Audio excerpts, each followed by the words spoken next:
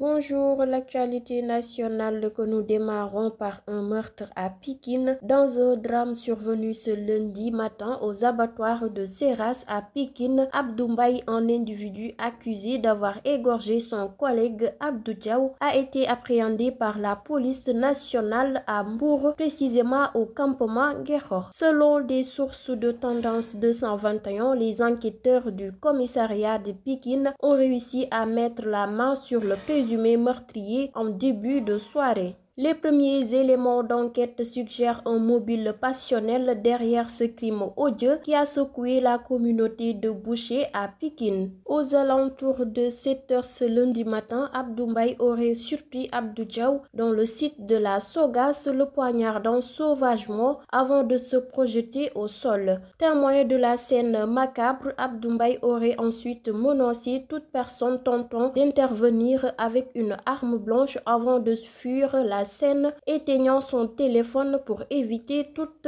traçabilité. Cependant, la fuite d'Abdou Mbaye a pris fin à début de soirée au campement Guékhor, où les forces de l'ordre ont réussi à le localiser et à le capturer. Les détails de l'arrestation restent encore flous, mais la police de Pikine semble avoir agi rapidement pour mettre fin à la cavale de l'auteur présumé. La communauté locale reste sous le choc, confrontée à un acte de violence choquant au sein même de leur profession. Les autorités poursuivront leur enquête pour élucider les circonstances exactes du meurtre et déterminer d'éventuelles charges criminelles à l'encontre d'Abdou Mbaye, renseigne Leral.net. Inauguration du bateau de guerre le Niani. Le président de la République Macky Sall a procédé ce jour à la cérémonie de baptême du bateau de guerre lance-missile le Niani. Une occasion saisie pour rendre hommage aux familles des 5 commandos disparus. En effet, chef suprême des armées, le président Macky Sall a tenu avant tout à exprimer la gratitude de la République aux familles de 5 commandos marins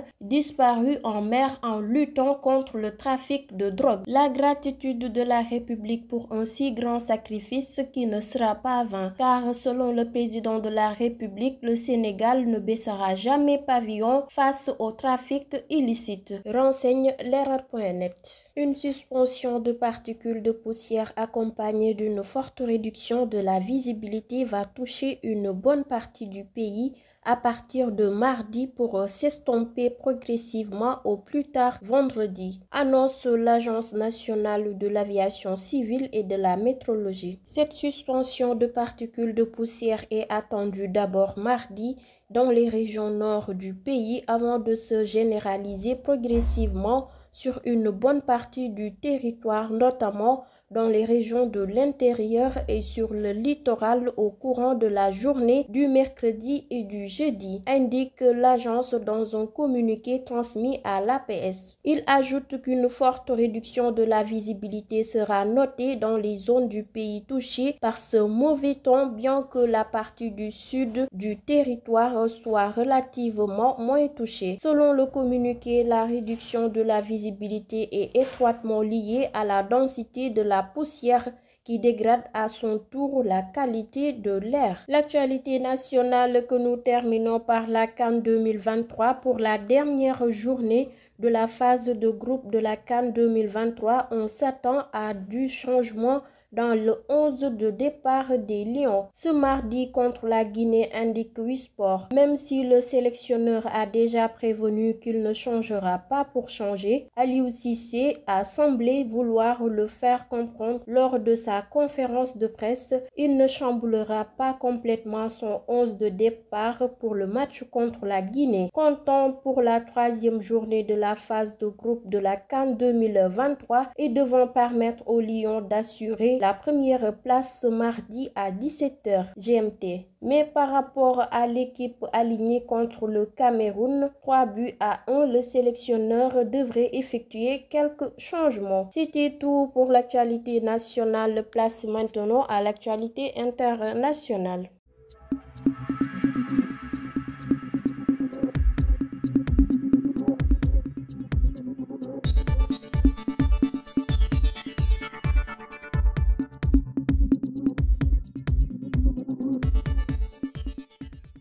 Bonjour, l'actualité internationale que nous démarrons au Mali. La Cour suprême du Mali a inculpé et placé sous mandat le lundi une dizaine de responsables et d'ex-responsables de la Société Énergie du Mali, EDM, pour faux et atteinte aux biens publics. Parmi les personnes inculpées, deux ex-DG de la société et surtout un ancien ministre de l'Énergie très proche du ministre malien de la Défense, informe RFI. Au Soudan, selon un rapport accablant de l'ONU parcouru par RFI, l'avancée des forces de soutien rapide du général Hemedti au Darfour l'année dernière s'est accompagnée de massacres à caractère ethnique, notamment dans la capitale du Darfour ouest, El Geneina, où les violences pourraient s'apparenter, selon ces experts, à des crimes de guerre et crimes contre l'humanité. L'actualité internationale que nous terminons au Centrafrique.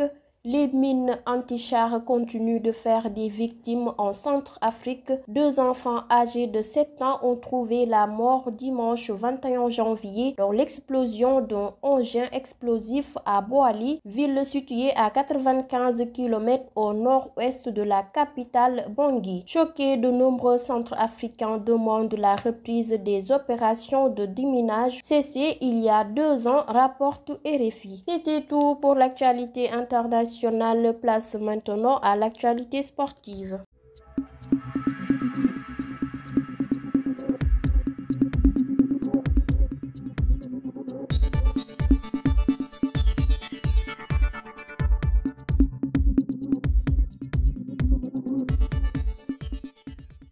L'actualité sportive que nous démarrons par la CAN 2023. Les Lions déjà qualifiés affronteront une équipe de la Guinée qui visera une victoire pour la première place. Ce mardi à 17 h, la rencontre sera dirigée par un arbitre burundais, renseigne Uisport. Après 2 victoires convaincantes face à la Gambie, 3-0, le Cameroun, l'équipe nationale du Sénégal déjà qualifiée pour les 8e de finale de cette Coupe d'Afrique des Nations, défiera la Guinée, 2e du groupe C avec 4 points.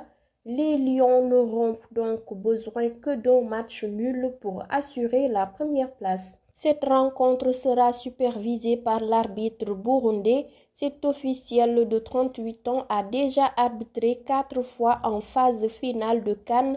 Il avait dirigé Bénin contre la Guinée-Bissau. Puis lors du tournoi au Cameroun, il avait arbitré les matchs Guinée-Bissau et l'Égypte, Maroc, Malawi et Gambie-Cameroun. Pour le groupe B, l'Égypte a évité le pire ce lundi soir face au Cap-Vert, premier du groupe B et déjà qualifié au 8e de finale. Dans un match fou et à multiples rebondissements, les Pharaons privés de Salah ont fait match nul contre les Requins bleus pour se qualifier au prochain tour avec 3 points grâce notamment au nul 2 buts partout du Ghana, rapporte Uisport. L'actualité sportive que nous terminons au terme d'une soirée complètement folle. Le Ghana, après avoir longtemps mené, a lâché la victoire face au Mozambique et se voit éliminé de la compétition 2 buts partout après le nul sur le même score entre le Cap-Vert et l'Égypte, informe Wisport. C'était tout pour l'actualité sportive. Merci de suivre sur Sunugal Chekanam. Je vous donne rendez-vous demain pour d'autres informations. D'ici là, prenez bien soin de vous.